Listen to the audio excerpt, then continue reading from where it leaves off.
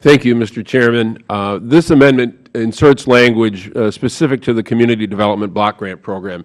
And I would hope that members would consider this particular program in its proper context and in the context of the discussion that we've had. We may disagree in this committee, as has been manifest in the debate we've had, over certain Federal programs and whether the Federal Government is positioned to address the specific needs of communities from the nation's capital. And we could have a robust argument on that.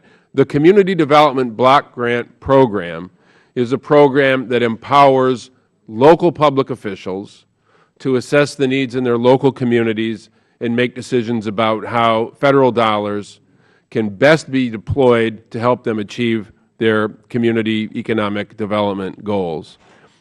This program, I think even when it was formed and when it was founded, there was some concern expressed that having a block grant program, whenever dollars are block granted for uses that are particular to a community's needs, that it would, number one, be judged by some of the negative exceptions of the use of those dollars and would not have a clear enough definition to warrant ongoing support. And unfortunately, we have seen the program continue to be reduced. And I will say, Mr. Chairman, that while I know members on the other side have taken issue with certain priorities of the President, in this case, I disagree with the President.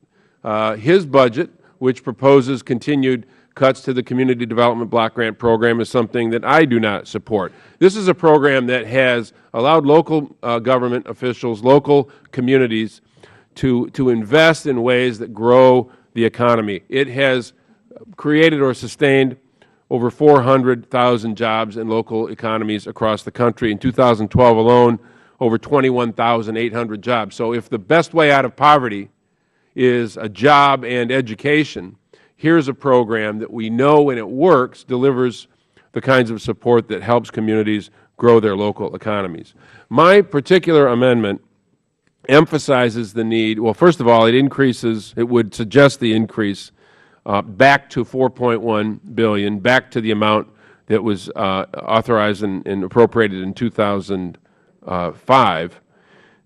This amendment would also target communities that have experienced high levels of population loss and large amounts of vacant and abandoned buildings. And the reason that I do that is that the functioning of the marketplace, while some might argue if it were completely freed to function, it would deliver a more robust economy across the country, we have seen that even in periods of economic growth, say the 1990s, significant economic growth, many communities were still left behind because we have in some places, the Chairman referred to Detroit earlier, I think maybe in a simplified fashion, but in some places we have market failure in communities that have no other place to go, not to the private sector, to reset their communities, reset their economies. So I'm hoping that the committee would adopt this language that would increase CDBG funding as a part of our budget views and estimates and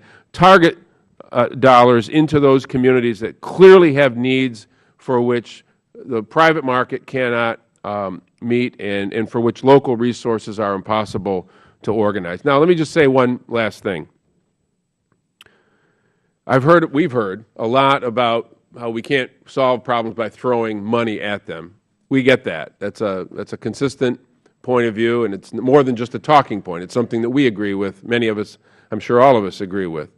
This is a case where we cannot allow those exceptions where perhaps dollars have not been best used to be a further justification to make the program less effective by squeezing down the amount of money available to local public officials elected by local citizens who know their communities really well and, for the most part, and in great numbers, have made very good decisions.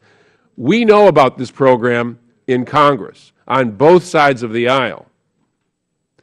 Before we cut this program and continue to throw it, into a position where it could eventually be completely eliminated, let's remind ourselves that members of Congress seem to enjoy these programs at ribbon cuttings and at groundbreakings. And that is not a phenomenon limited to those of us who are advocates of this program. I won't come up with the list, But I know there are members on both sides of the aisle in this Congress and on both sides of the aisle on this committee that have celebrated with great grandeur the success of the Community Development Block Grant Program. I just think we ought to give it a chance to continue to succeed, especially in those distressed communities. With that, I yield back.